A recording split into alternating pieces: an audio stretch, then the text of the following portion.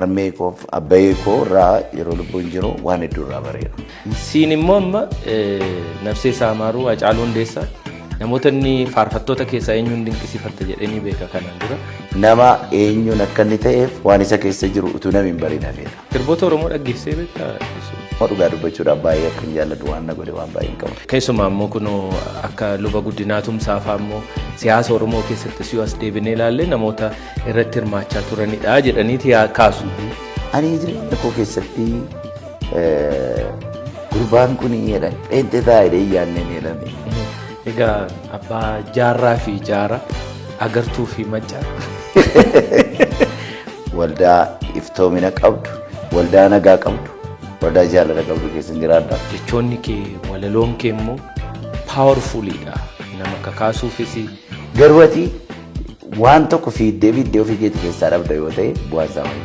Sirba roorroo gatii ta'ee fi nama hundumaa dhaggeeffata ture. Abbaa maatiis ta'anii sadarkaa kana ga'uun baay'ee guddaadha. Congratulations. Amantiidhaanii gandaan wal qooduun hin jiru. Dhugaa dubbachuudhaaf nu bira. Sagaleen koo faarfannaaf hin ta'a jettee akkamitti yaaduu jalqabumaaf? Tajaajilli baay'ee tajaajiluun isaa ulfaataa miti. Garuu jireenya isaatu ulfaata. Akka addisuutti siyaasaa fi amantii akkamitti ilaalta? Si argaachuun koo yaa gooftaa waan hundumarra naa caalaa si keessaa tan jireenya argee siin eenyootan si madaalaa.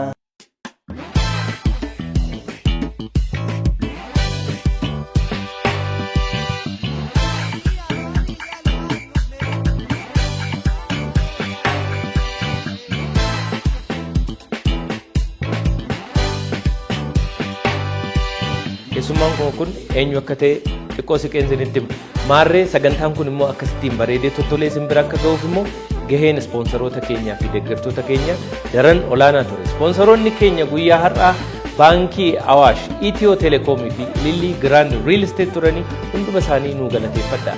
Gama yuutuubiin risaa miidiyaa keenya sabskiraayib gochuun laayik, kooment, sheer gochuudhaan immoo maatii risaa miidiyaa ta'a jennee gamanumaan isin affeerra. Maarree guyyaa har'aa immoo keessummaan keenya haala addaatiin barbaanne isiniif dhiyeessine kun obsaa fi dadhabbii yeroo dheeraa booddee nama nuti arganne anis dhuunfaadhaan nama baay'ee jaaladhuu fi kabajaa olaanaa qabuu fi akkasumas hedduun keessan immoo faarfannaasaa akka kan ofii keessanitti beektanii fi jaalatan hawwii cimaadhaan nama isin eegaa turtan faarfataa Addisuu Waayimaati. Guyyaa har'aa faarfataa Addisuu Waayimaa waliin turtii baay'ee bareedaa kan taasifnu ta'a. Hanga xumura qophii keenyatti nu hordofaa isiniin jenna. Egaan piroodiisaroonni koo faarfataa Addisuu Waayimaa stuudiyoo keenya ga'eera naan jedhanii waliin haamilee ho'aadhaan naasimadha. Baga nagaan dhuftee Addisuu. Baga nagaan dhuftee. Kam. Jirta. Nagumaan. Karaa dheeraa deemtee dhuftee nagaan dhuftee siin jechuudha. Ulfaati. Welcome. Thank you. Gara gammadaa shoon nagaan baga dhuftee. Noori. Baga nagaan dhuftee. Ayyee adde.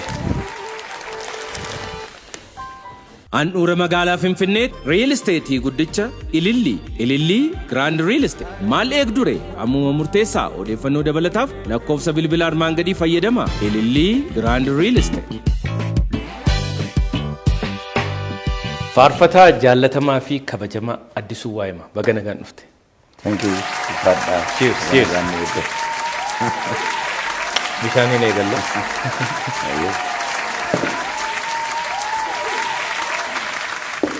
Ayyeegaa si argachuu keenyatti gammadaa shoo irratti si affeerrachuu keenyaaf guddaa gammanneerra. Yeroo dheeraa si barbaadaa turre argamuu hin dandeenye. Garuu turtees ta'u baga nagaan dhufte. Baga nagaan eeddanii. Ayyee galatooma gammadaa shooni keessummaa keessan gootanii naaf affeeruu keessaniif ulfaadhaa jechuun barbaada. Dhugumaa kanaan durallee waggaa tokko akkas dura naaf affeertanii turtanii naaf mijannee. Ammallee barfadheen dhufee kana hundumaaf dhiifama. Maqaa keerraa gaafa kaanu immoo Addisuu Waahimaati moo Addisuu Waayimaati? Yeroo baay'ee waan Addisuu Waahimaa jedhamu wayii tokko fa'aa fakkaata. Asumaanii maqaan kan koo dhuguma Addisuu Waayimaati. Waahimaa. Addisuu Waayimaa jedhamee barreeffama. Waahimaa jechuun akka himichaatti nama yookiis immoo akka nama waa dubbatu nama ooda dubbatu yookaan nama qaalluu himu nama akkasiiti maqaadhaan jechuudha. Akkasitti beekamaa. Garuu waa himaa jechuun nama dubbii kaa'achuu hin dandeenye abbaan koomoo. Kanaaf nama dubbii kaa'achuu hin dandeenye jedhanii waa yaadaniif warri isaan abbayeensaa kun waa himaadha. Namni ariifatee dubbii kaa'achuu hin dandeenye isa waan ta'eef akka itti moggaasanii. Namuma waa himu wayiiti jedhanii. Waa himaa jedhame kanaaf waamame jechuudha. Baay'ee namatti tola. Addisuun kan biraan gimbiidha baay'ee hin bahu gimbii jaallataa jedhanii gara Finfinneetti garuu gara stuudiyoo keenyaatti waan dhufteef nuufis yeroo dheeraadhaaf kan si barbaadaa tureef gimbii waan jirtuuf maaliif gimbii jaallatta Addisu? Baay'ee manatti tola kana bakka na gaafatte iyyuu. Gimbii baay'een jaalladha. Gimbii kana jaalladhuuf yaani gimbiitti baradhee mana barumsaa high school gimbiitti baradhee tajaajilatti illee gara guddinaatti kan dhufe gimbiitti baay'inaani hawaasa gimbii gidduutti guddinuma iyyuu umuriima iyyuu kan guddadhe hawaasa gimbii gidduutti baay'inaani kan bishinatti dhufe jechuu kooti. Kanaaf gimbiidha waan baay'ee waan baradheef hawaasa sanas baay'ee jaalladha. Namni yeroo baay'ee gimbiin hin taatu jedhu namoonni yeroo baay'ee kana yeroo nagoo baay'ee natti hin tolu. Sababiin lafa isaa fokkisaadha bowwaa wayii qaba malee namni isaa baay'ee gaariidha. Hawaasa baay'ee jaaramaadha dhugaa dubbachuuf hawaasa gimbii baay'een jaalladhaan. Warra amantoota ta'an hin ta'inis nama hundumtuu anaaf maatiidha gimbiitti na hubatu. Achitti rakkoonii iddoo biraatti mul'atu baay'een isaa hawaasa keenya irratti mul'atu. Waldaa koo keessatti baay'ee gammadee waaqeffadha. Waldaa baay'ee dhugaa mootummaa waaqayyoo dubbattu, waldaa iftoomina qabdu, waldaa nagaa qabdu, waldaa jaalala qabdu keessan jiraadha. Kanaaf baay'ee manatti tola yoo achii deeme waan itti baru natti hin fakkaatu. Maaliif Addisuun gimbiidhaan dhaqu jedhee namoota hedduu gaafadheen ture sooshaal kaapitaalii qaban nama baay'ee wajjin wal beeka iddoo biraa dhaqee namumayyuu baruu waan hin danda'u miti jedhee yaada gimbii keessaa tasuma ba'uun barbaadu jedhanii. Egaa ba'uus kan itti barbaadde yeroo barbaadettis ba'uu dhiisuu nan danda'a yeroo barbaade ta'uu danda'a yeroo hin barbaadettis dhufuu danda'a hin beeku hamma irraatti garuu baay'ee gammachuudhaan dheebuudhaan yaaduudhaan akka maatii kootiitti natti tolee man jiraadha gimbii keessatti hawaasa sana baay'ee jaalladha hawaasa kootis waan ta'eef amma immoo namoota na guddisan gidduu waan hin jiru baay'ee natti tola maatiidha. Gimbii nama jiraatee bare yoo gaafatte nama hundumtu waliin maatiidha. Yeroo rakkinaattis yeroo bal'inaattis hawaasa hundumtu waliin maatiidha. Amantiidhaan gandaan wal qooduun hin jiru. Dhugaa dubbachuudhaaf nu bira. Nama guddaa baay'ee guddaadha inni irraa dheessuun hin jiru. Nama baay'ee xiqqaadha jedhanii qooduun hin jiru. Hamma ni beekutti kanaaf baay'een jaalladha. Kan biraa hojii yeroo wal bira qabdu immoo dhugaa dubbachuudhaaf baay'ee akkan jaalladhu waan na godhe waan baay'een qaba. Yeroo baay'ee garuu faarfattoonni magaalaa isaanii keessatti jaalalaan isa jiraatanii namoota wajjinis wal beekanii malee gaafa xiqqoo beekamtii argatanii hundumtuu magaalaa itti dhiyoo jirtu magaalaa gaariidha jedhanii yaadan. Keessumaa immoo magaalaa Finfinnee jiru faarfattoonni gurguddoon beekamoon akkasumas sagalee qaban faarfannaan isaanii gaariidha jedhamu kaasetta babbareedaa qaban hedduun isaanii Finfinnee jiraatu. Kaan immoo biyya alaa deemu. Addisuun qofti maaliif gimbiitti hafuu filatee inni jedhu akka iccitii wayii tokkotti sammuu namaa keessatti irra deddeebiidhaan gaafata waan ta'eef. Anaafis gaaffiidha akkamitti Finfinneen seenne bakka opportunitiin jiru bakka gaariidha magaalaatti dhiyoodha jedhamee bakka yaadamudha. Addisuun kana qofa miti tajaajilumayyuu magaalaa Finfinnee keessa dhufee tajaajiluu caala waldaawwan baadiyyaa keessa jiran irra naannee tajaajilu irra filataa jedhan. Kun akka filosoofiitti waan qabattedha jechuu dandeenya Addisu. Dhugaa dubbachuu fi gaaffiin kee baay'ee gaaffii namoota baay'eeti. Na gaafatu waan itti amma jettu kana hundumaa. Magaalaa nuun warra hojii wangeelaa hojjetuuf magaalaa Finfinnee dhufuuf baadiyyaa jiraachuun nuuf hiika baddaa hin qabu. Sababiin isaa nama kan biraaf hojjetta kan si hojjechiisu sanaaf amma fakkeenyaaf namni si hojjechiisu tokko gammachiisuudhaaf waan hojjettu sanatti milkaa'uudhaaf hojjetta yoo ta'e iddoo abbaan sun barbaadu hojjetta malee iddoo ofii keetii barbaadde miti kan itti hojjettu. Inni kan biraa immoo caalmaatti namoota isaan qaqqabu warra carraa namoota baay'ee argachuu hin dandeenye yoon tajaajile kireediitii naa qaba jedhee yaada Waaqayyo birattis. Sana nana mana lammaffaa immoo hawaasichas waan hin jaalladhuufi akka inni karaa waan hin danda'u waan akka inni dheebatu beela'uun barbaadu. Waan hin danda'uun jechuudha. Sanaaf lafa namootni baay'inaan hin jirre baadiyyaa keessa deemee tajaajilu hundumarra caalaa ittiin gammada. Gara magaalaa Finfinneetti muuvii gochuu fi waan anasii hojjedhu waan dhaabbataa hin qabu. Dhuunfaatti jechuudha. Mana inni ani jiraadhu maatiin koo kan jiranii achuma. Kanaaf hojiin ani hojjedhu hojii wangeelaa gatii ta'eef iddootti nolee deema gatii ta'eef utuun Finfinnee dhufees Finfinnee taa'uu hin danda'u. Waa'ee waamicha kooti dursee waan yaaduuf jechuudha. Sanatu kana hundumaarra murtoo kanatti akkan dhufu na godhe malee filosoofii addaan qabu. Waan gootu sanatti immoo waan caalaa sittaanuuf kireeditii waan sii qabu sana gaafa yaaddu utuu hin jaallati yoo sii mijatu ta'e illee filannoo kee godhatta jechuudha. Sila haayiskuulii kanan baradhe gimbiitti jetteeti dhaloonni kee iddoo biraati jechuudha. Ani yeroo sana aanaan sun tokko ture aanaa Noolee Kaabbaa jedhama. Noolee Kaabbaa Dabbasoo. Dabbas amma sayyoo Nooleef Noolee jedhame gargar qoodameera. Aanaa isa eegan biyyaa baheeti baay'isoo eegan gargar bahee aanaan suni. Dur walumatti ture. Aanaa isa amma haaraa kana aanaa sayyoo Noolee sana keessa iddoon dhaloota koo ganda Hadiyyaa Subee jedhamutti hin dhaladheani. Mana barumsaa jalqabaa tokko amma ja'atti mana barumsaa Haroo Gondiyoo jedhamutti hin baradhe. Kutaa 7-8 magaalaa Dabbasootti hin baradhe. Manuma keenyaa deemee jechuudha. Achiitii haayiskuulii kan hin dhufe jechuudha. Kanaaf iddoon dhaloota koo achi. Kanaaf iddoon dhaloota kee achi guddinni kee fi haayiskuuliin. Haayiskuuliidhaa booda baay'inaan hangimbiidhumatti hin dabarse. Barnoota haayiskuulii booddee addisuun nama waan barnootatti si amanu jedhanii digirii qabdaa maastarsoota qabdaa mee maalirra jira sadarkaa maalirra jirta amma barnoota. Dhugaa dubbachuuf baay'ee isaa yoomatti naa dabalan ta'e malee baay'ee illee miti.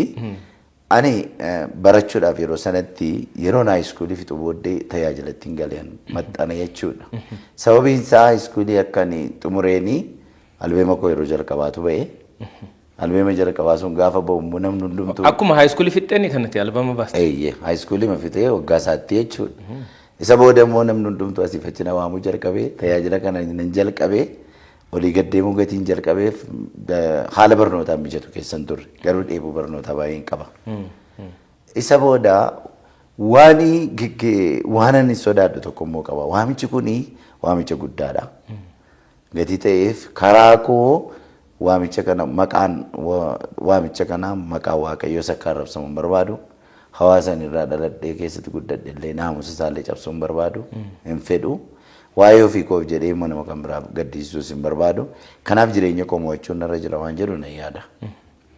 Kanaaf ergan albeema sanaa almost albeema tokkoffaa baasee waggaa sana guutuu bara 1996 akka biyya kanaatti tajaajilaa ture. 97 albeema lammaffaan hojjedhe. Isa booda gara 98 immoo gara gaa'elaatti dhufe jechuudha. Gidduu sanatti barachuuf naan mijanne. Sababiin isaa baay'ee biiziisii godhaa hin yaaddu iyyuu nu ulfaata. Sana booda erganii maatii horadhee jedheeti kan deebi'ee kooleejiitti deebi'ee baay'ee. Erga qalbiin kee xiqqoo ciisee. Na dheebuu isaanan qabaa garuu wallaansoo baay'ee gidduu gatii ooltuuf gatii jiraattuu fi sun gara sanatti akka dhuftuuf karaa siin banu garuu xiiqii isaanan qabaa. Sana jechuun dubbisuun dhiisee maal gochuun dhiisee miti. Kitaabota hafuuraa waan garaagaraa nan dubbisa. Sirriidhumatti itti dhiyeenyaanii dheebuu isaan qaban ture. Isa booda gaafa mana barumsaatti deebi'u tiyooloojii baradheanii digirii jalqabaa. Isa booda achiitii immoo digirii lammaffaa Wallagga Yuunivarsiitiitiin baradheanii regulariimaa barnoota saayinsii hawaasaa yookiis immoo sooshooloojii. Sooshooloojii. Maastarsiin kee sooshooloojiidha. Maastarsiin koo sooshooloojiidha. Akka kanattiin hin baradhe kana caalaas baay'ee miti. Tajaajilaa ta'anii fuul taayimii kan hojjechaa barnootas immoo wal cinaa deemsisanii abbaa maatiis ta'anii sadarkaa kana ga'uun baay'ee guddaadha. Congratulations. Thank you. Kuni achievementii guddaadha. Ulfaatu. Ijoollee meeqaan geesse barnoota maastarsiin geesseetta? Ijoollee 4 ga'eeraan. Ijoollee 4 qabdi. Waaw. Ijoollee dhiiraa moo ijoollee durbaati? Mee maqaa isaanis achumaan daawwattoonni beekan. Ijoollee dhiiraa lakkuu 2 qaban gafa. Jaarraaf jaaraa jedhamu maqaan isaanii. Jaarraaf jaaraa. Okay. Isheen isaanii booda jirtu agartuu jedhamti. Jaarurbaadha. Inni booda kana macca jedhama. Macca. Waaw. Inni dhiiraa. Egaa 4 ga'eera. Ijoollee 4 hin geessifatte jechuudha. Egaa abbaa jaarraa fi jaara agartuu fi macca macca jechuu dandeenya. Egaa ijoollee guddisaa tajaajila keessatti immoo yeroo hundumaa hirmaachaa barnoota barachaa hojii kana hundumaa akkamitti wal simsifte akkamitti yeroon si ga'a? Dhugaa dubbachuu fi tajaajilli baay'ee ulfaata. Maaliif ulfaata? Tajaajiluun hin ulfaatu. Tajaajiluun hin ulfaatu. Kennaa ayyaana isaa argatteennaan tajaajilli baay'ee tajaajiluun isaa ulfaata miti. Garuu jireenya isaatu ulfaata. Jireenya tajaajila sana madaalu, naamusa tajaajila sana madaalu, adeemsa tajaajila sana madaalu, wiinsa achi keessatti si mudatu sana dandamattee darbutu ulfaata. Sanarratti immoo maatii qabdaa hin yaadda akka namaatti waan maatiin kee barbaachisu hin yaadda sana jechuunis dhugaadhumatti baay'ee ulfaata. Garuu Waaqayyo baay'ee na gargaare. Waaqayyo maaliin na gargaare? Ani qalbiidhaan waa'ee jireenya kootii akkanitti yaaduu na gargaare Waaqayyo.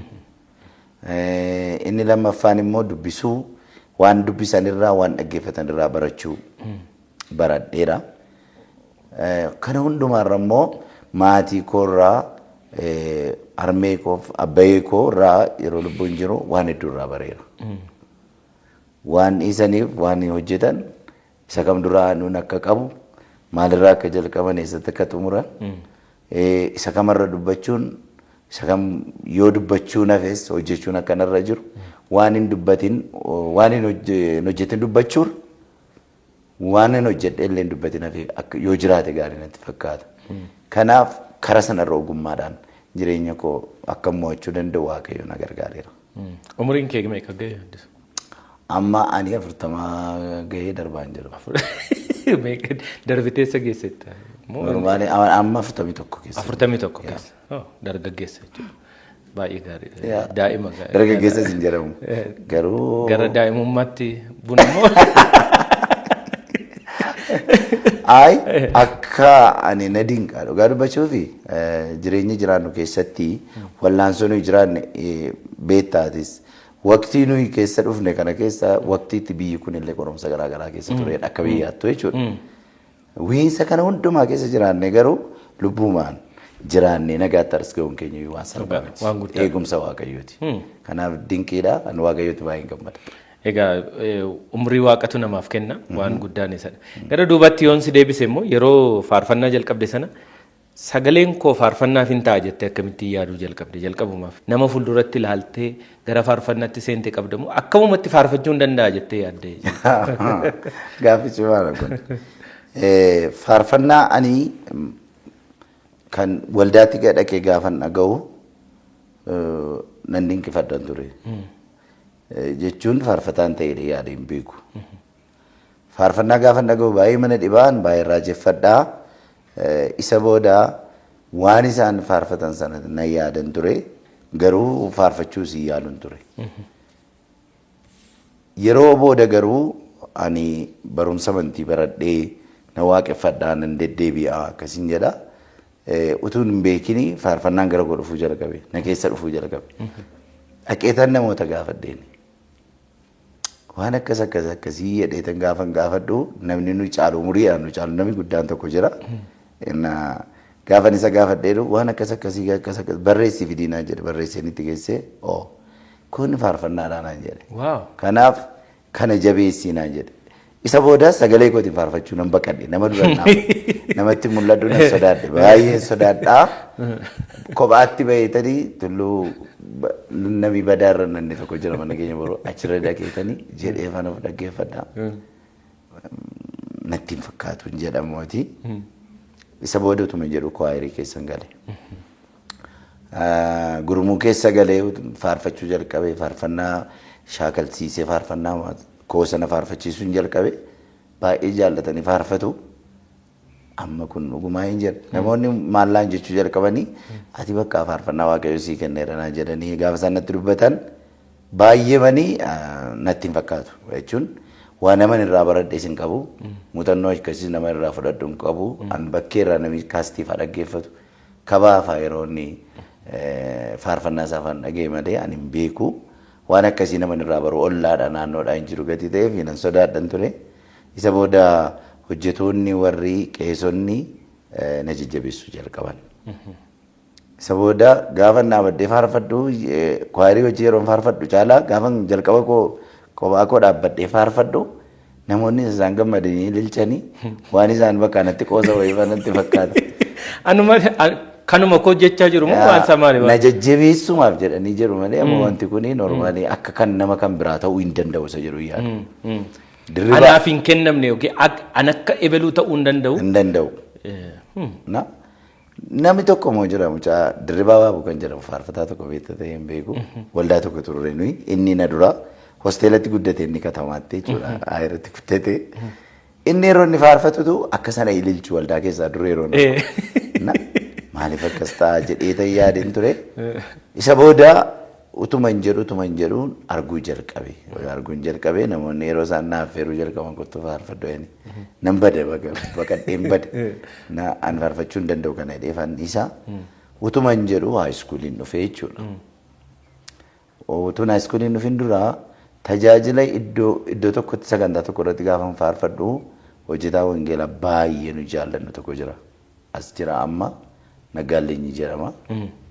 Inni na argeetu isuma sirriitti qam godhee mana qabee bakka waan na keessa jiru sirriitti argeerani.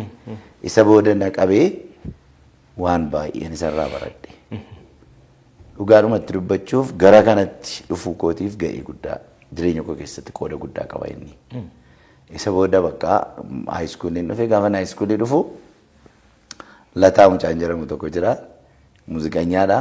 Baadiyyaatti iddoon muuziqaa barsiisu tokkotti ana faarfatu na argee gammadee guyyaa roobirra sagantaa jiru tokkotti na geessee faarfachuu qaba jedhee qeesii dhabbeensaa immoo qeesii kadhatee eeyyamsiisee waldaatti gaafa na faarfachiisu baay'ee gammadan.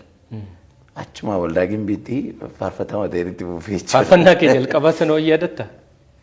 Faarfannaa ani jalqaba irratti faarfachaa ture baay'een isaanii faarfannoota albamiitti ba'an miti. Garuu faarfannaa isaan keessaatii faarfannaa darbattee nan gattu akkasitti nan dhiiftu nan beekaa nana mana gooftaa akkati naaf qabdu akeekaa. Sagaleedhaan nu yaadachiisi.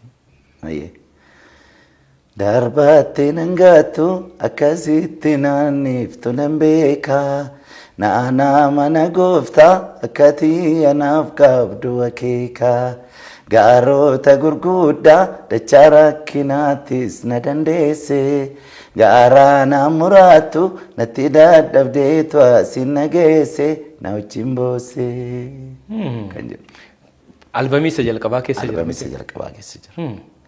Annaa achumaan inni haayiskuuliin dhufee gaafa haayiskuulii dhufu jireenyi ulfaata barannaa.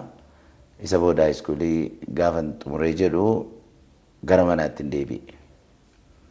Haalli yeroo sana baay'ee ulfaata waan tureefi ani barnootatti fufuu hin dandeenye gara manaatti deebi'eenii utuu hin jedhu tajaajila kan nama deddeemaa nan faarfadhasi garuu gammachuun qaban ture normaali. Kan koo barachuu waan hin fedhuuf. Isa booda faarfataa Baacaanii dhufee faarfannaa kee hojjechiisuu qabna hojjetamuu qaba naan jedhe inni yeroo sana lakkoofsa 3 baaseera.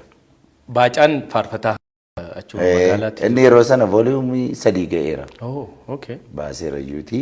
Isa booda na jajjabeessee gara faarfannaa hojjechuutti na fidee achumaanii nan dhufee biyya kana. Finfinnee dhufte? Finfinneen dhufee faarfannaa hojjechuuf isa duraa takkaa dhufeera Finfinnee.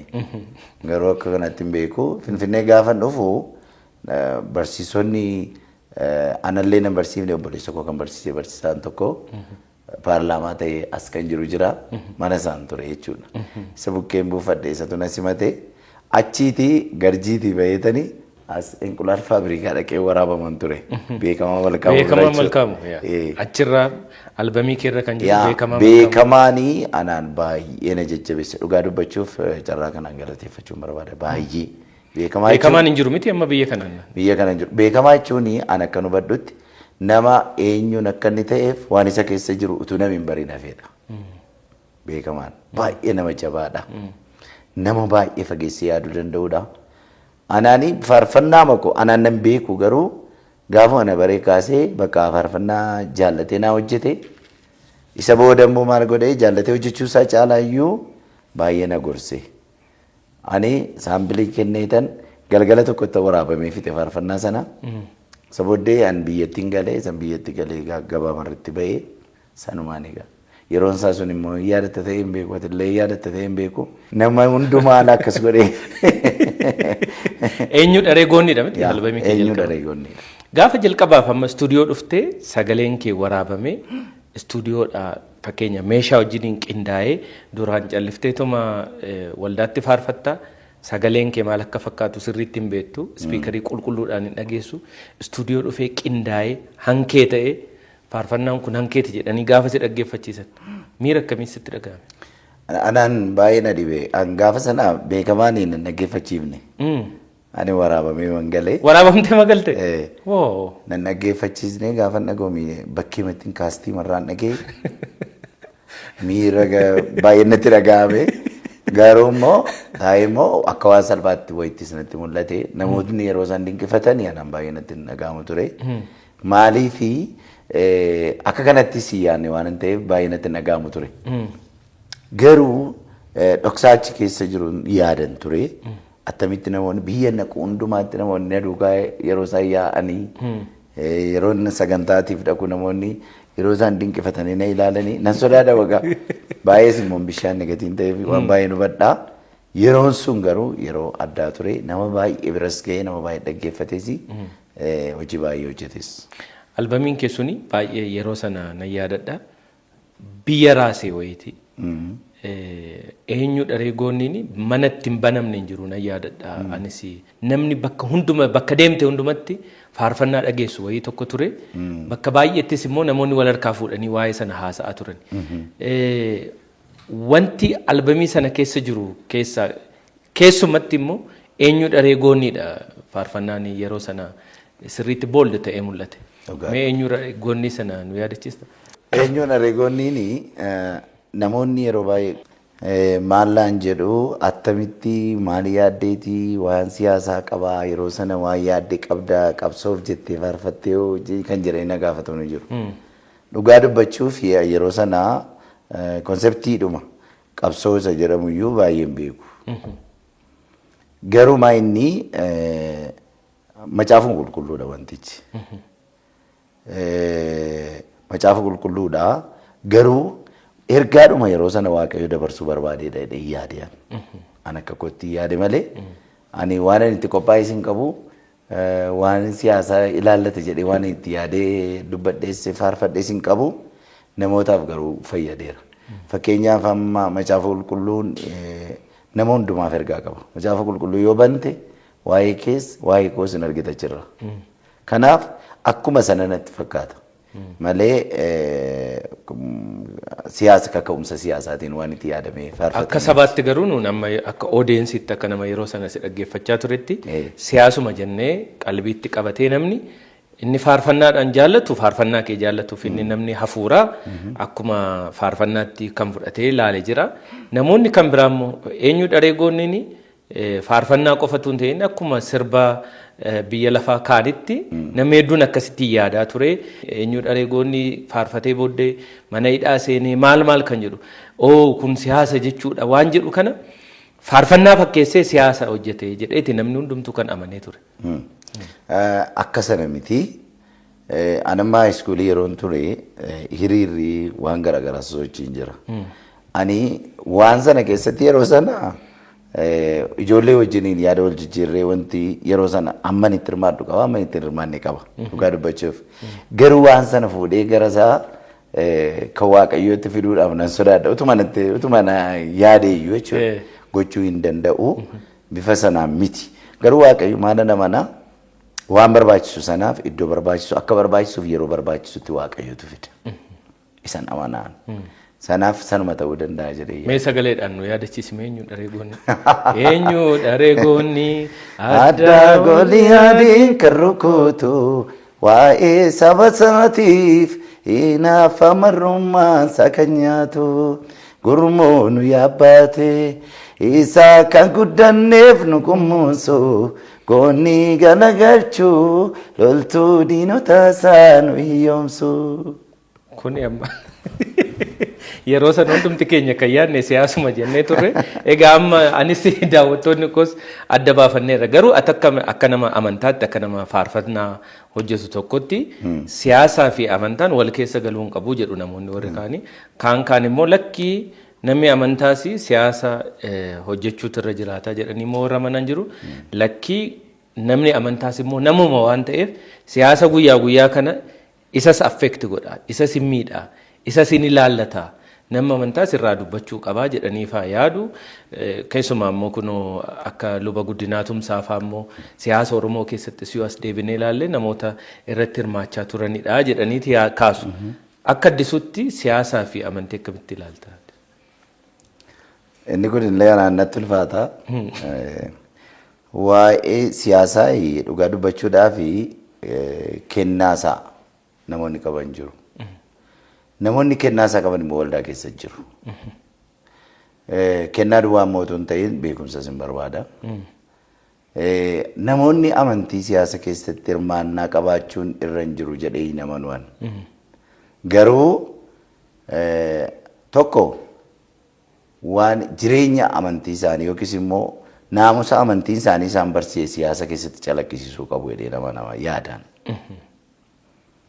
Bagachuutu hin ta'in siyaasa keessatti yoo dhuguma namoota amantii ta'an naamusa amantiin isaanii isaan barsiise siyaasa keessatti hojii siyaasaa keessatti calaqqisiisanii namootaaf dhalootaaf boqonnaa ta'uutu irra jira. Isa jedhutti amana. Malee bagachuu qabu isa jedhu namanumaan akkuma qeessi guddinaatii jettee jechuudha. Garuu namoonni siyaasa sana oofuudhaaf kennaa isaa qabaniif waamicha isaa qaban immoo jiru. Akkuma nuyi asirraan oofaa jirru kana sanaaf uumamanii isa oofan immoo jiru. Isaan garuu maal ta'uu qabu? Namoota kiristiyaanota yoo ta'an, namoota waaqayyoon beekan yoo ta'an, amantaa biraas kan yoo ta'an namni waaqayyoon beeku waan amantaan koo dhugaadha jedhee namni amanu naamusaaf dhugaa amantaasaa sanarraa barateen achitti calaqqisiisee nama hundumaa boqonnaa ta'uu qaba isa jedhu nama. Egaa yeroo baay'ee akkuma jette namoonni waan hundumaa keessa akka namni seenu barbaadu. Ati faarfataadha, faarfannaa faarfatta. Kara biraarra jirta nuti amma miidiyaadha. Miidiyaa keessaa miidiyaa siyaasaa miti nuni. Miidiyaa bashannanaa hojjenna. Hundumtuu waan wal fakkaataa hojjechuu hin danda'u. Nama gosa adda addaa jira. Hirmaannaan isaas gosa adda addaati. Kan siyaasa hojjetu gama siyaasaatiin, kan faarfannaa hojjetu gama faarfannaa. Yeroo tokko garuu hubatamuu dhabuun immoo jira miti akkuma sila jenne. Fakkeenya pablikiin uummanni addisuun nama siyaasaatii faarfannaa haa ta'u iyyuu malee ergaa siyaasaa keessatti dabarfachaa jira jedhee amane namni. Namni isa amane kana immoo namoonni siyaasaas immoo akkas jedhanii amanu. Kana wajjin wal qabatee rakkoon sirra ga'ee jira siyaasa hojjechaa jirta jedhanii addisuun hidhamaafaa ture yeroo jedhan yeroo deddeebinee dhagaa turre waan ta'eef. Bara sirna darbe keessatti yeroo jalqabaa kaasee dhugaa dubbachuuf yeroo jalqabaa sana hin odeeffame malee namni na hidhe jiru. Tokko namoonni yeroo sana geggeessummaarra jiranii namoota waaqayyoonis beekanidha. Yeroo sana hin yaadadhaa bulchaa godinaa kan ture Zalaalam ture. Aanarra immoo kan nu bulchu Geetaachoo ture. Nu beeku itti dhiyeenyaan maatiidhaa nu beeku. Jechuuni mootiivii koo sirriitti beeku. Intentionii siyaasaa akkamitti hin qabnes. Akkamittiin gara sanatti hin godhuanii waan waaqayyoon dubbadhaa waan dhalootaan dubbadha. Isa kana lamaan immoo namnis naan kennine nama sodaadhee innisu. Yoomiyyuu jechuudha. Kana hin beeku yeroo sanaa xinnoonuma nu doorsisan malee Naqamtetti guyyaa tokko na qabachuuf turanii Waaqayyo garuu na miliqsee jalaa na baasee akkaataan itti bayyuu na dinqa ture. Sanarraa kanaaf doorsisuma maleedhaan argine yeroo sanaa akkuma sitti intentionii siyaasaan qabu. Yaa namni maaliif sitti fakkaate? Ati yeroo baay'ee faarfattoota hundumaarraa addatti kan beekamtu faarfannaan kee humna guddaa qaba. Jechoonni kee walaloon kee immoo powerfulidha. Nama kakaasuufis onnee namatti gochuufis jireenya ofii nama yaadachiisuufis waan Waaqayyo wajjinis namni qabu yaadachiisuudhaaf humna guddaadha jiruuf. Walaloota kee tana akkamittiin barreessita? Dhugaa dubbachuu fi namoonni yeroo isaan na gaafatan yeroo baay'ee afgaaffii makka kana baay'ee dubbachaan ture.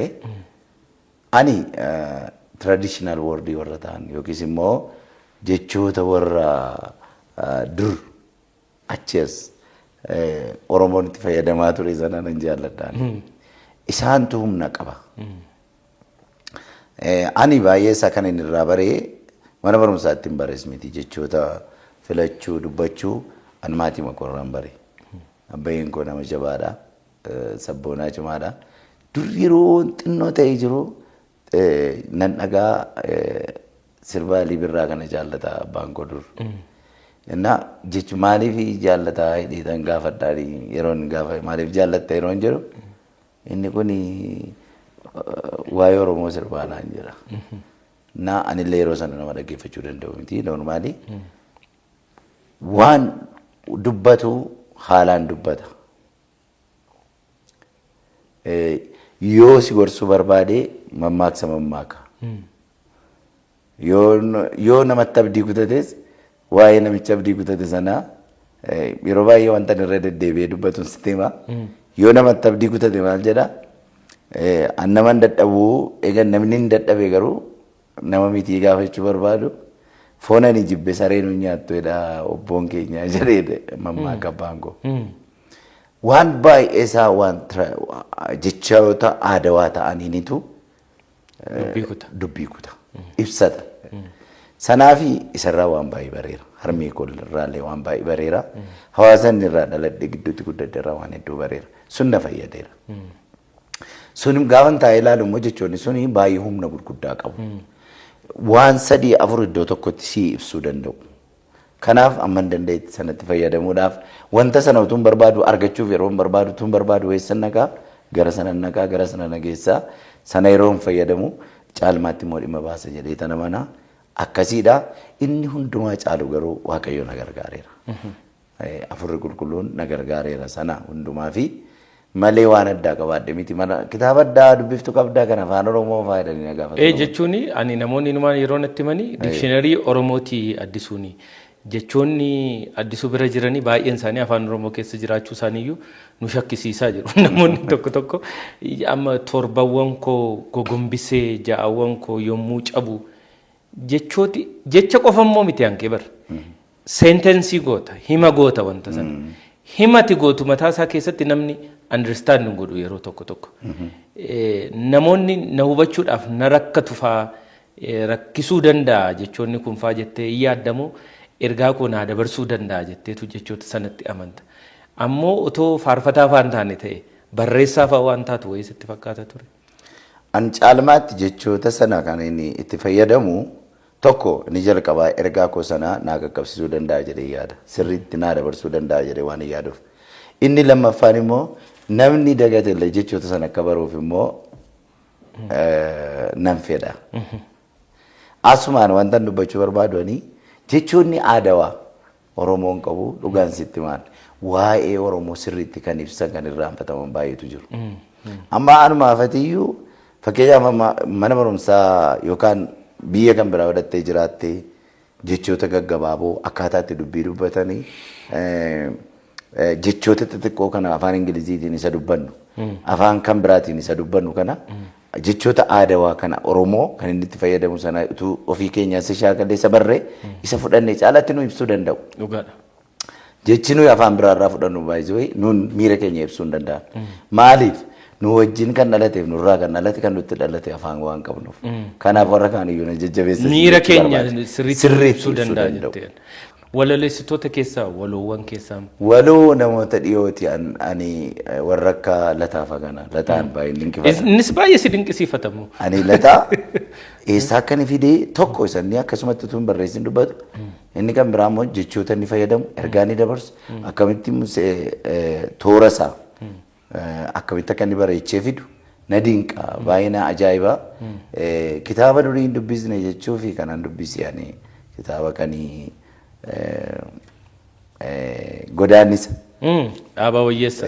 Mucaa durbii gootu yuunivarsiitiitii fidee dhufe sarkaa fuudhee dubbisee asoosama durii keessa kan warra akkasiifaa malee baay'ee hin dubbisne. Yaa wanti na ajaa'ibu tokko waloowwan amma Lataas jedhii Abboomaas jedhii Lalisaas jedhii hedduun isaanii warri ofiiyyuu hin barreessina jedhanii yaadanii fi sadarkaa guddaarra jiran isaan immoo siin dinqisiifatu namoota walaloon humni walaloo addisuu jabeenyi jechoota achi keessa jiranii maal jedhunna yeroo baay'ee isaanis waan si dinqisiifatanii fi kanan kana sii kaasu. Anamma Lalisaan waan inni barreessu yeroo baay'ee nan hordofa even poostii isaa irratti nan ilaalaa yeroo namoonni waa isa barreessanii Lalisaa dhiyoodha kan hin bare. Na dinqa garuu baay'ee mana dhiba dhugaa dubbachuudhaa fi artistoota baay'ee lafee duddaa kan ta'an abboomaan illee baay'ee naa walii wajjin hin haasofne garuu barreeffama isaa dubbisaan ture. Baay'ee na ajaa'iba. Beektii namoonni yeroo baay'ee mallaqa akka qabeenyaatti ilaalu. Waan namoota keessa jiru kana garuu mallaqa hin bitu beektaa. Baay'ee guddaadha kennaa guddaadha kun. Ani baay'ee mana dhiba jechuun kennaa addaati. Waan ati mallaqaan gabaarraa argachuu dandeessu miti. Kennaadha kun waan uumamaanii. Uumamaan kennaadha. Garuu kennaa sana eeganii akka isaaf barbaachisu gatiin nama gaafatu kaffalanii asiin ga'uun salphaa miti. Egaa ituma kanaan dubbannu deddeemnu waa'ee albamoota kee gaafaan yaadadhu albamoota 5 hanga ammaatti hojjettee jirta. Albamoota baay'ee jajjaboodha. Faarfannaan achi keessa jiru almost hundumti isaanii nama bira ga'ee namni sirriitti internalize godhee akka kan ofiisaatti kan beekudha. Albamoota kee keessa kan sirriitti gurra namaa seeneera jennu caalaatti immoo kanatti addatti ilaaltu eekame. Ani dhugaa dubbachuu fi hundumti isaanii anaaf hiika qabu. Hundumti isaanii anaaf hiika qabu. Inni jalqabaa suni ani yeroo ijoollummaa baay'ee isaa sadarkaa beekumsaatti waan namni dhaggeeffachuun irra jirudha jedheetti yaadu yookiis immoo ofitti madaalee namaaf hin ta'a jedhee yaaduu hin dandeenyedha yeroo san. Beekumsa waaqayyooti. Ogummaa waaqayyooti malee ani waan ofii kooti iyyuu hin beekne jechuun sadarkaa sanatti sadarkaa beekumsaatti jechuudha. Kennaa koo ta'uu isaan beekaa, na keessa jiraachuu isaan beekaa, namaaf akka inni dhimma baasuu danda'u baay'ee hin beeku. Garuu namoota baay'eef dhimma baase. Feedbackii gaariis argate. Achis lakkoofsi lammaffaanii yeroon sun immoo yeroo filannoo 97 ture. Inni kaan dursee badhaafama kan jedhu tokko kaan dorgome gatama isaaf jedhee naan jedhan ani garuu isaan miti. Kanan jedhee akkamittiin harka wal jala darbee namoonni akkamittiin qooda namaa gara dabarsanidha ergaan isaa achi keessa jiru. Waan nama hundumaa ilaallatudha. Isaan yeroo sana faarfannoonni sun anaaf hiika guddaa qabu. Lakkoofsa 3 attamiin galaanina ittisa kan jedhudha. Mi'a kee baadhee attamiin galaanina ittisa kan jedhudha. Mi'a kee baadhee akkamiin galaanina ittisa si mi'eeffadhee maqaa kee waamu attamiin hin callisa. Mi'a kee baadhee attamiin galaanina ittisa si mi'eeffadheeranii maqaa kee waamu attamiin hin callisa. Sinanoo daachaa bu'ee sinanoo gaaras ba'ee sinanoo laafa ka'ee manii sinanoo nama ta'ee. Mee faarfannoota kee darban kana keessaa immoo faarfannaa tokko filadhuuti immoo muuziqaas qopheessineerra waan ta'eef tokko keessaa daawwattoota keenyas achumaan yoo nu affeerte erga si arganne jenne. Intaa rakkoon hin jiru.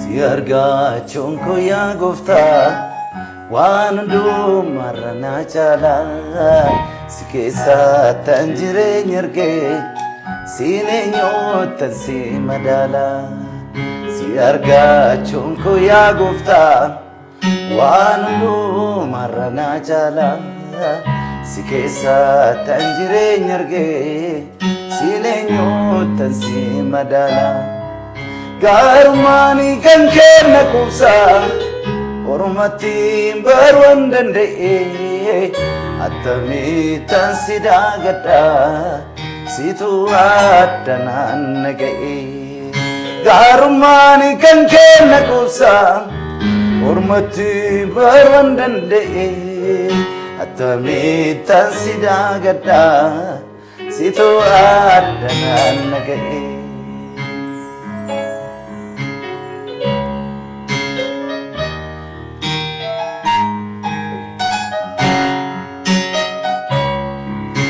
Deebite na haasofsiifta haalan keessa jiru gaddaaf dhibbee na koo hirmaatan isan jirma gooru ofii kootiin odeeyyimutti yaanni koo na jeequ argeeraasi malee jireenyi dhibame achinsitu Deebite na haasofsiifta haalan keessa jiru gaddaaf dhibbee na koo hirmaatan isan jirma gooru ofii kootiin odeeyyimutti yaanni koo na jeequ argeeraasi malee jireenyi dhibame achinsitu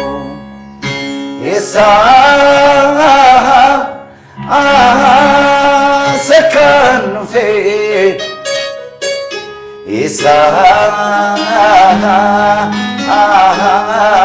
sakkaan jiru Anasitu beka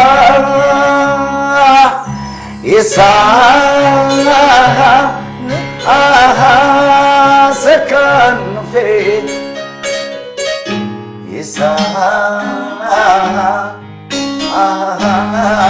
Sekan jiru Anasitu beka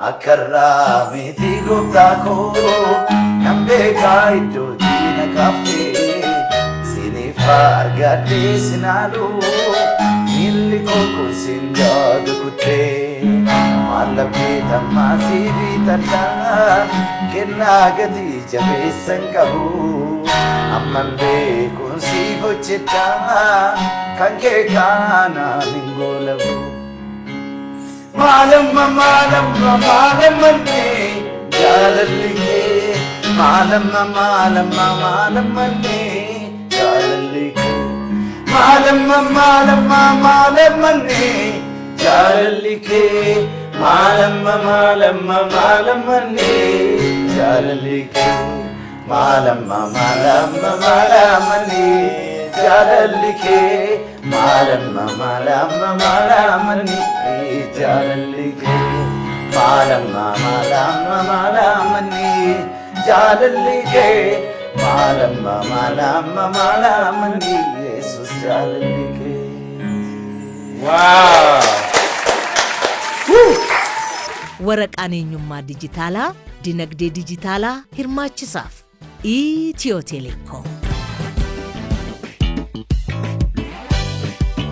Egaa faarfannoota albamii shanan keessatti uummata biraan geesse namni hedduun jaalatee fi miira anummaan itti dhaga'amuun faarfatu baay'eesaa oomishtee jirta. Garuu waggoota dheeraadhaaf yoo xiqqaate waggoota 7-8 immoo otoo faarfannaa albamii tokkollee nuuf hin fidin inumaa namoonni baay'een gara shakkii keessa iyyuu seenaa turanii addisuun maali maayikii fannise moo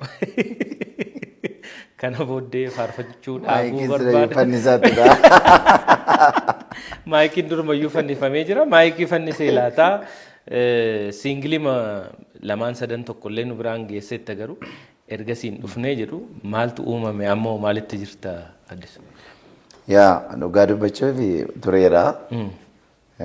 Gidduutti garuu waggaa meeqa taatetti amma exactly erga albamii kee shanaffaadhaaf? almost gara waggaa torbaati. Waggaa torba. Waggaa torba ta'aa jira. Egaa yaaduun dhiifne garuu xiqqoo hin ulfaata beektaa gidduutti mana barumsaas seeneera sunni xinnoo jira. Lammaffaa inni kan biraa immoo amma si'ana albeemii hojjechuun baay'ee ulfaata. Dhugaa dubbachuudhaaf akka nama warra karaananii jiru kanarra jiranitti baay'ee ulfaata nama hundumaattu. Isumayyuu afaan Oromoo. Maaliif baay'ee ulfaata tokko faarfannaa hojjechuun muuziqanyaa argachuu qabda. Nama si hubatu qabaachuu qabda. Nama si qindeessu. Nama immoo sirriitti si dhaga'uuf waan si keessa jiru sanatti hiika sii kennuu danda'u qabaachuu qabda. Miira keessa nama hubatu ta'uu qaba. Ergaa keessanallee nama hubatu waan ati jechuu barbaadde sanallee. Keessumatti anaan na rakkisa. Nama na hubatu yoo ta'e malee baay'ee rakkadhaa. Sana si barbaachisa. Mallaqallee si barbaachisa. Baay'ee. Yeroo hedduu istuudiyoo buluus si barbaachisa. Istuudiyoo hojjechuu ijoolleen hin rakkatu. Deebi'ee immoo isaanumtuu afaan Oromootti fakkiyaa muuziqanyoota yookiis immoo istuudiyoo afaan Oromootti maallaqumti gaariin kaffalamee fi namoonni hojjetan muraasa. Isaaniif iyyuu sababiin isaa kaffaltii waldaan sappoortii gochuu hin dandeessu. Ofiin isaaniitii of gargaaranii dhufanii faarfannaa hojjetu. Gaafa hojjetan immoo maallaqa amma kana namni tokko kaffaluun hin ulfaata. Naannee isaan kaffaluu dadhabu jechuun muuziqanyoonni afaan Oromoo kaffaltii malee hojjechuu jechuudha. Akka isaan dadhabaa ta'an. Akka isaan dadhaban akka isaanii keessumaayyuu gara sanatti xiyyeeffannoo godhanii akka isaan sana guddisan iyyuu hin godhu. Qaawwa guddaa jira beektaa jira. Sun dhiibbaa guddaa qaba. Baay'een isaanii gara sirbaas akka deemanii taasisu. Gara sirbaa dhaqaniiru. Ijoolleeti guddistee baay'een isaanii amma gara sirbaa deemaniiru. Kan sirbanis kan sirbaa hojjetanis jiru. An dhugaa dubbachuu fi baay'ee ulfaata. Sun anaaf baay'ee mataa dhukkubbii guddaadha. Maaliif sababii waldaanii sababiin ofii kooti yookaan sappoortii gochuu hin dandeenyeef sababii immoo piroodaakshiniin faarfannaa afaan Oromoodha. Ijoollee kana jireenya isaanii akka isaan mo'atan of danda'an akka isaan jiraatan kennaa isaanii kanaaf hojii isaanii kan akka isaan guddisan isaan hin gooneef shiifti godhaniiru. Waan gootu hin qabdu yookaan ofii kootii danda'ee isaanii qabuu hin danda'u. Yookaan immoo wanta isaa waldaarraa barbaadan waldaan immoo gochuu hin dandeessu sanumarraa jalqaba. Sun egaa rakkoo baay'ee nutti fideera. Muuziqanyaan immoo baay'inaan amma waldaa keessatti baay'ee dhugaa dubbachuudhaaf darbee baay'ee xiqqoodha. Iddoo isaaniitti miindeeffamanii jiran. Baay'een isaanii hin rakkatu. Akkuma keenya jechuudha. Miindeeffamanii iddoo tokko miti kan isaan hojjetanii istuudiyoo isaanii hojjetu waldaatiin immoo tajaajilu garuu nama isaan millatu hin qabani. Waldaan keenya sana miindeessuudhaaf caasaa isaasiin qabdu rakkisaadha. Sun mataan isaallee dhiibbaa qaba. Sanatu nu harcaasee akkati faarfannaa nu hojjenne si yaaddessa beektaa. Sanaaf jedheen ani xiqqoosee na yaadda ayyuu ture dhugaa dubbachuudhaaf. Inni kan biraa immoo dhalootuun tamma jiru kun iyyuu faarfannaa mayyuu dhaggeeffatee understand gochuu hin danda'u. Faarfannaa akkamii dhaggeeffachuu barbaada. Isaan akka koo inni akka koo faarfatu kan amma dhaloonni kun dhaggeeffachuu hin barbaada laatu waan jedhus na yaaddessa. Maaliif iddoo tokkotti wanta mul'atu tokkorraa kaaftee wanta sodaattu baay'een hin jiraata. Sun jira. Yeroo inni sii qaqqabamu didu jira. Sun jira. Waan baay'eetu jira egaa sanuma keessa darbee gaaffiin namootaa jira. Anis keessi koo na barbaada. Gatii ta'ee fi utuma hin jaallatin waggaa lama amma xumuramuuf jedhu kun lakkoofsi ja'a kuni. Lakkoofsi ja'a. Waggaa lama ol erga hin jalqabe garuu xumuruunsa baay'ee tabba guddaa nutti ta'ee ijoolleettis hin ulfaatee anaanis immoo goda sana achii gimbiitiin deddeebi'ee dhufaa yeroo galu isaan hojii kan biraatti deebi'u yeroo dhufu immoo hojjetuutu akka jennu egaa akkuma isaatti amma xumurree. Waaqayyo nu gargaare amma xumurameera. Bara baraa koo jedhamu maqaansaa. Bara baraa koo. Egaa yoo Waaqayyo jedhee bara baraan koo kuni torbanarraa yookaan adoolessa gaafa 2017 yookaan immoo adoolessa gaafa 13 2025 waldaa guutuu wangeelaa qaxanaa walitti xora iloochiitti argamutti waaree booda eebbifama. Eebbisiisuudhaafis yaadaa jirte. Sagantaa akkasii qabnaa. Yoo Waaqayyo nu gargaare fedha isaa ta'e jechuudha. Waaqayyo si haa gargaaru. Achirratti nama hundumaaf feereera. Carraa kanaan daawwattoonni gammadaa shoo hundumti keessan torban har'aa eenyuyyuu hirmaachuu danda'a. Addisuudha namni hundumtuu waliigalee nama jaallatu waan ta'eef namumti amantaa kana keessas hin jirre baay'een isaa dhufee irratti hirmaata jedhee yeroo baay'ee faarfannaan yeroo eebbifamu koonsartii fa'aa waliin qopheessuun saba si jaallatu bal'aa argachuudhaafis carraa si uuma.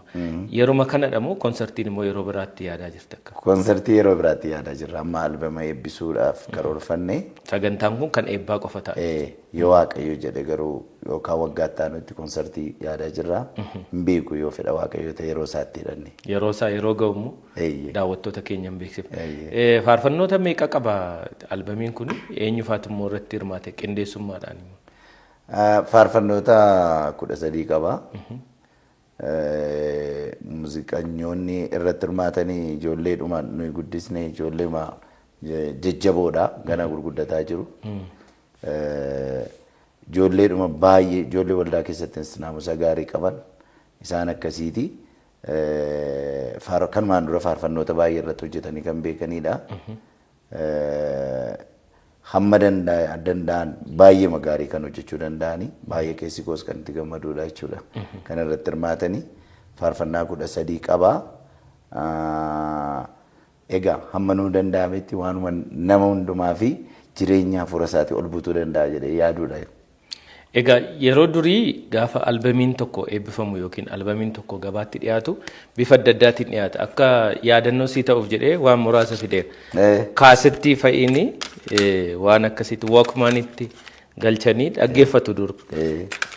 Barri kun hin darbe. Itti aansinee immoo bara CD'tti dhufne mitiire. Bara CD kana namoonni jechuun ijoolleen nu daawwachaa jirtanis maali wanti meeshaan agarsiisu kun jedhanii yaaduu danda'u baay'een isaanii daa'imman amma kanan beekan kun kaasettii jedhama. Kan addisuunfaa tokkoffaa lammaffaa jedhanii dur itti baasan kan akkasitti inni iskiriiptoo keessa galchinee maal jennee kan ittiin dhaggeeffachaa turre teeppii waan jedhantu jira. Sanarratti dhaggeeffachaa turre boodarra CD'n dhufee meeshaawwan kun akka kana CD playerii xixinnoon warri gurguddaanis dhufanii CD'dhaan maalii boodarra VCD'n maal kunis dhufee kanaan amma kan namni dhaggeeffachaa kan inni ture. Amma immoo yeroo CD irraa gara filaashiitti deebi'ee filaashii irraa immoo kunoo muuziqaan gama moobaayilii namni hundumtuu moobaayiliitti baattachuu eegalee jira. Gama YouTube'itti jira, gama iTunes'i jira. Waan addunyaan teknooloojiidhaan fidde gurguddaatu amma yeroo ammaa kana nu mudatee jira. Erga albamni kee ba'ee booda pilaatfoormoota akkamii fayyadamuu barbaadda? Warra durii sana fayyadamuu waan hin dandeenyeeffamu. Maal yaadaa jirta? CD haa jedhamu iyyuu malee maalirratti namoonni argatu? Galatoomi. Albeemni kun erga ba'ee booddee warra albeema kanarratti warra CD barbaadaniif CD achumaan filaashiidhaanis akka qophaa'u gochaa jirra. Isa malee garuu pilaatfoormii YouTube, iTunes, CD Baby isaan kanarraa akka isaan bitatan namoonni isa kanas haala mijeessineerra. Kanaaf online pilaatfoormii namni muuziqaa irraa bitachuu danda'us achirrattis argachuu danda'a. YouTube'n koos kan koos Addisuu Waayimaa Official kan jedhu jira. Addisuu Waayimaa Official. Achirratti gadhiifama. Achirraas argachuu danda'us. Kanaaf pilaatfoormoota kana fayyadamuudhaaf yaadaa jirta jechuudha.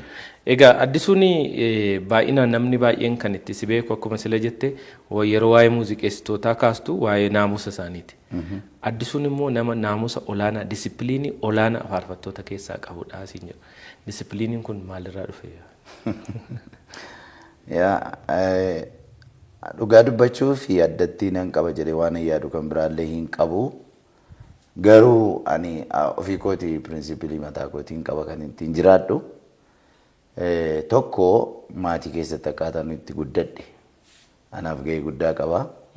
Maatii koorraa waan baradhe inni itti aanu lubootaa fi hojjetoota nu guddisan gidduutti wanta irraa baradhe. Caalmaadhumatti aan hojjetoota nu guddisan luboota nu guddisan irraa kanan baradhe of dhiisanii dhalootaaf waaqayyoof jiraachuu isa jedhu isaan irraa baradheera. Sun anaan na fayyadeera.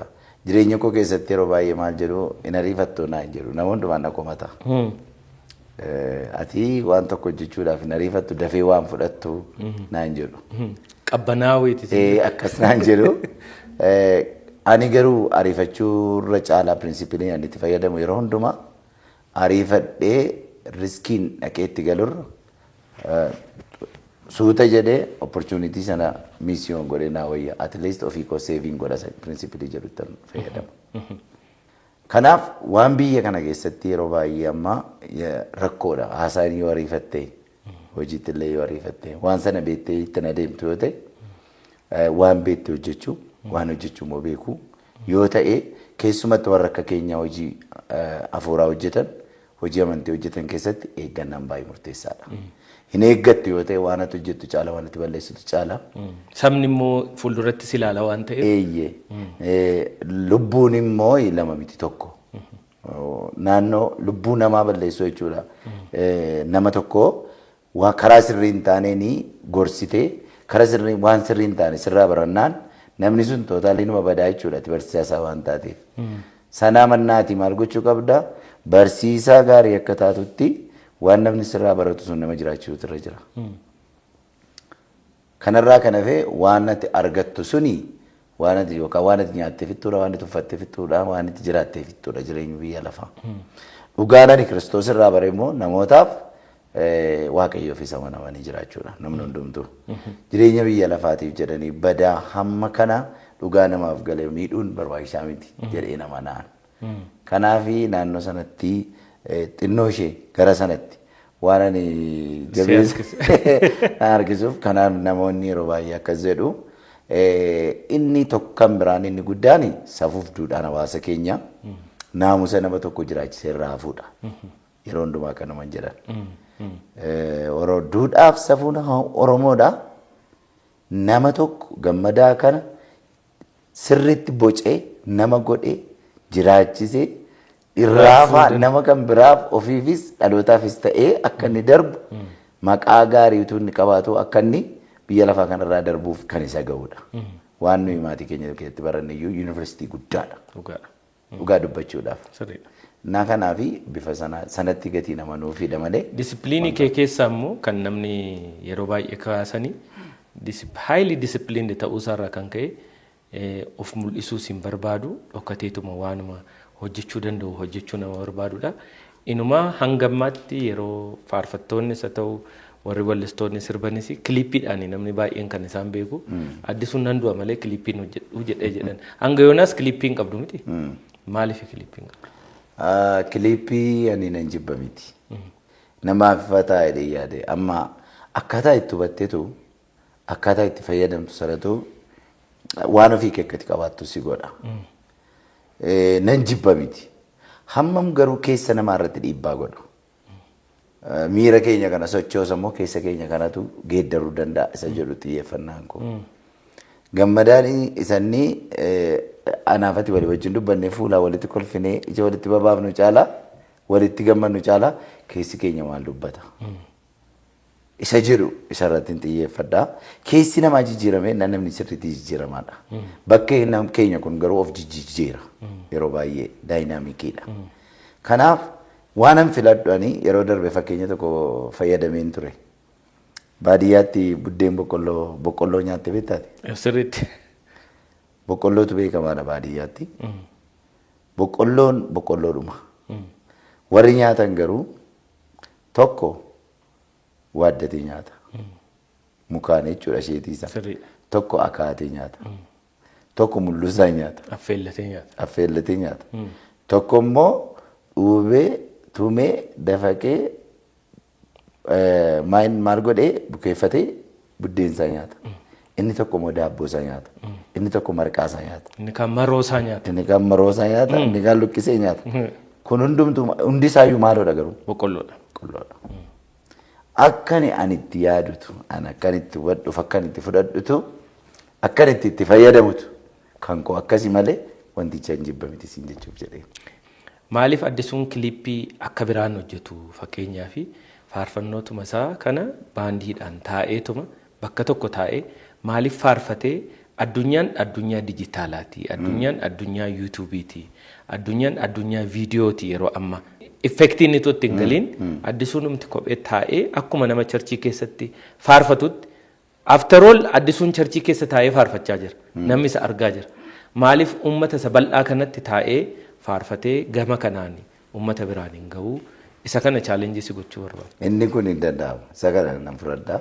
Nan hojjedhas itti yaadas. Gara fuulduraatti itti yaaduun kennamu. Isa kana dhugaa dubbachuu fi ani durumaa kaasee nan barbaada. Garuu namni jenne tokko hojii guddaa barbaada. Waan hedduu barbaada. Mallaqa hedduu barbaada.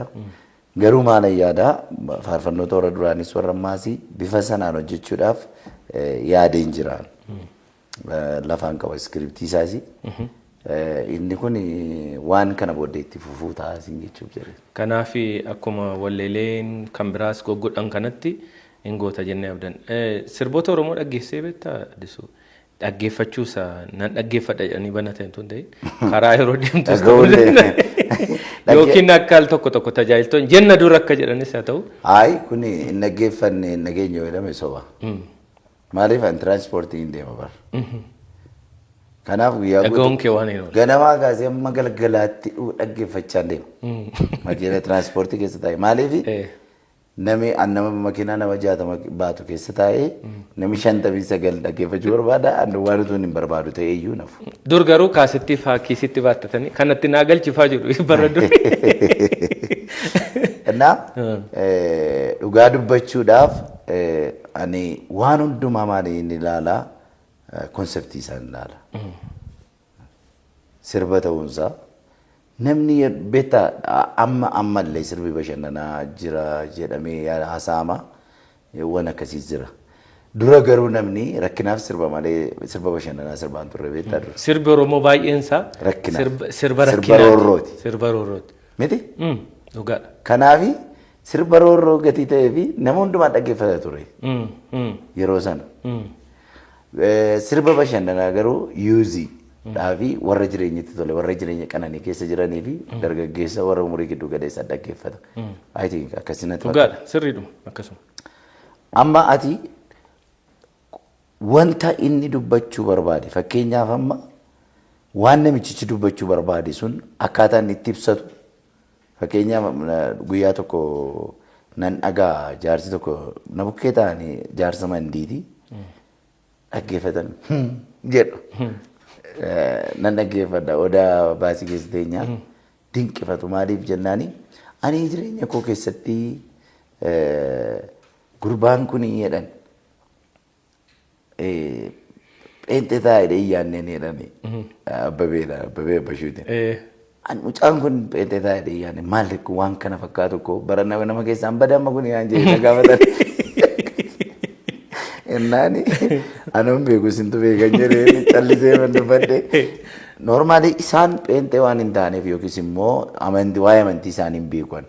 Konseptii sana waan sana waan yeroo sanaa beeku taatee sana beeku maaliif akka inni jedhame beeku iddoo isaa beeku madaa isaa beeku. Waan itti yaadatanis qabu. Waan itti yaadatan madaa sana beeku. Anis akkasiin jedhan ture sirbi Oromoo baay'een isaa an cubbuu natti hin fakkaatu sababiin isaa waan roorroo waan rakkinaa waanuma haala siyaasaa keessa turre kanaani baay'een isaa waan hawaasni naannoo isaa keessatti haasa'u walaloo fi yeedaloodhaan godhanii fidanii malee baay'een isaanii jiru.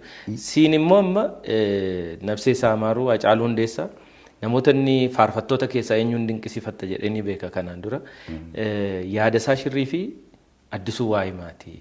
Addisuun faa walaloonsa adduma jedhee yeroo inni baay'ee faarfannaa kee faayyuu yaala. Atoo warratti dinqisiifattu jira warratti dhageessee faarfannaan kun maal taatu sagalee kanaanis faarfatee faas jettee namatti hawwitu. Namoonni baay'ee ani dhugaa dubbachuuf yoo ta'e faarfachuu isaanii namoonni dandeettii isaanii baay'ee ajaa'ibsiifadhuudha artistoonni. Garuu waan ani yaadu nama rakkina isaatti kakaaftee miti beektaa rakkina kanatti baaftu. Hundee rakkina sana hiikuudhaaf wantati yaadati fidduutti nama sana rakkina keessaa baasa. Yeroo baay'ee wal falmina ijoollee wajjiniin namoota tokko wajjin walitti dhufna. Tokko rakkina sana yaadachiisuu irra caalaa rakkina sana keessaa furmaata waan fiduu danda'u yaada fiduu danda'u. Isuma sirban sanayyuu jechuudha. Lammaffaa immoo inni yeroo baay'ee amma koomeniidha waan akkasii namoota baay'ee irratti hin argaa namoota muraasa duwwaatu yeroo baay'ee irratti hin argu malee namoonni yeroo baay'ee artistoonni yeroo baay'ee suusii waan garaa garaa qabaachuu isaanii kanaaf jedhanii namoonni immoo jireenya isaanii fakkeenya gadee godhatu. Sana faadhiisanii akka saayinsiitti itti fayyadamanii afaan isaaniitii fi waan dubbatan sana utuu gara dhugaatti fiduu jalqabanii wantoonni sun isaaniinis namoota kan biraas caalaatti fayyaduu danda'a waan jedhu yaada.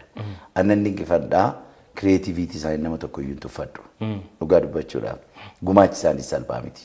Garuu ati waan tokko fiiddee ofii keetii keessaa dhabda yoo ta'e bu'aan isaa maayini. Sii galeeraa?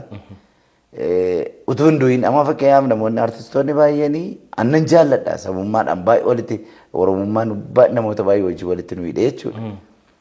Garuu akkaataan itti adeemamu sun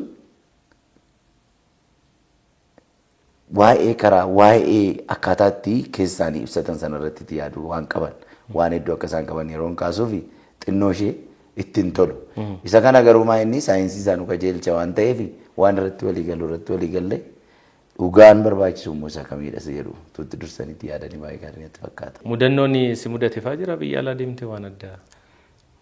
Ani biyya alaa gaafan deeme yeroo baay'ee suuta waan hin jedhuufi maalan ta'e yeroo jalqaba Awurooppaa deeme garuu maalan ta'ee ani gaafa guyyaan ani deemu guyyaa isaallee sirriitti yoo yaadachuu baadde 00tti jedha. Sa'aatiin itti deemtu. Sa'aatiin itti deemu. Ani sani 00 jedhu isa boriiti. Isa boriiti jettee yaadde. Boriiti seenarraafi. Halkan sa'aatii 6tti garuu 00. Halkan sa'aatii 6tti 00. Har'aa feetanii borseetan bor gaafa naqu ati filaayitiin gaggeessa ture malee har'aa miti jedhanii na deebisan. Kunis barri nama baay'eedhaaf fakkeenya guddaa ta'ee yaada. Na deebisanii isa booddee bakka baay'ee gaddinee anaa fi hawaariyaa Kidiluu Biraanuu turre maal wayyeennee isa booda jarri nu affeeran suni asiin keellemmiidhaan karaa xiyyaarantinaadhaan jedhanii asiin jedhame achi namoota garaa garaa dudubbisnee isa booda nu mijeessanii akka carraa barumsaa isa deemne mudannoon kun harkaan badu eegasii baay'een eeggadhaan. Guyyaa yerootti xiyyaara yaabbatan sirriitti adda baafatanii deemu. Mucaa ijoolleen jiru ijoollee sanatti meetan na yaadachiisa malee irraanfachuu hin danda'a. Harkaan baduu danda'a ammayyuu hin jira. Kana booddee? Akkasiin jedhaa sana duwwaan na muddate anaani badaa wanti addaa wanti na muddate hin jiru. Suutama hin jedhamu namarraa molaalaan deema waan ta'eef. Suutumatti deemu. Fuulduratti suutumatti deema maalirraa eegnu addi sun? Akkammaa waggaa 7 nurraa turte jennee abdiin qaba. Lakki ammatti yoo waaqayyo na gargaare ani kan yaadee jiru tokko hojii hojjechuu nan barbaada. Hojiidhuma hojjechuu nan barbaada. Hojii dhuunfaa keetiin? Hojii dhuunfaa kootii hojjechuu nan barbaada. Daldaluu barbaaddamoo maal yaadda? Ammatti waan an hojjechuu barbaadu sana utuun hojjetiin dubbachuun bada barbaachisaa. Kanaaf icciitiidha. Waan hojjetin dubbachuurra waan hojjetame dubbachuu dhiisuu gaariidha. Iyyanan yaada yoo waaqayyo na gargaare lammaffaa sirriitti sirnaan hojii faarfannaa irratti hojjechuu nan barbaada. Dhaloota kanaaf waan gochuun irra jiru kamiin iyyuu ta'uu nan barbaada. Keessumatti isaa yeroo ammaa kana haala naannoo keenyas biyya keenya keessa jiru kanas dhaloonni harca'ee keessumatti wanta fuuraas naamusni namummaa kunis yeroo itti miidhamaa jirutti gatii ta'ee fi inni kun duula hojii baay'ee barbaaduudha. Isa kanallee yoo waaqayyo na gargaare anaaf warra akka kootii dabaladhee dhaloota kana oolchuutti gahee qabaachuu nan barbaada. Kanaaf waan hedduudha.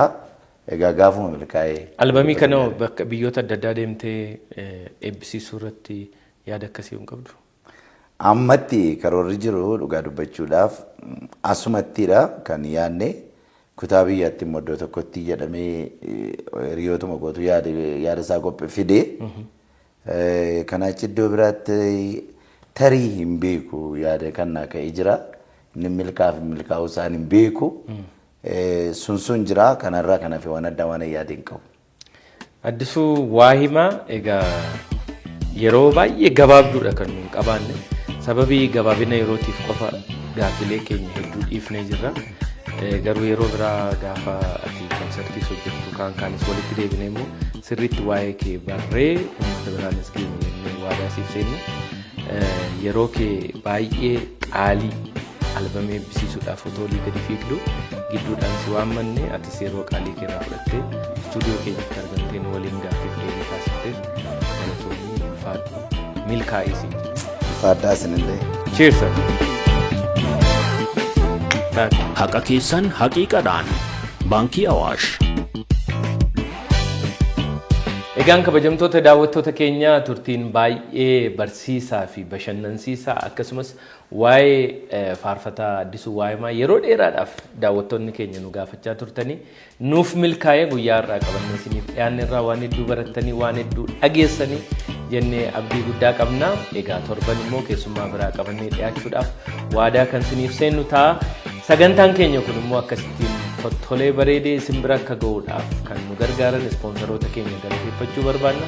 Ispoonsaroonni keenya Baankii Awaash, Ililii Grand Real Estate akkasumas Itiyoo Telekoom hedduu nu galateeffadhaa ulfaadhaa jennaani. Egaan sagantaan kun immoo waraabbiidhaan akkasitti bareedee isin bira akka ga'uuf immoo Creative Directory keenya Antikoo Isaayyaas akkasumas kaameraa maanota keenya Biqilaa Mitikku abdii jireenyaa fi Waaqjiraa Damaraa hunduma isaanii galatoomaa ulfaadhaan jedhaanii torban keessummaa biraa qabannee hanga isiniif dhiyaannutti nama torbaniin waa taasisu.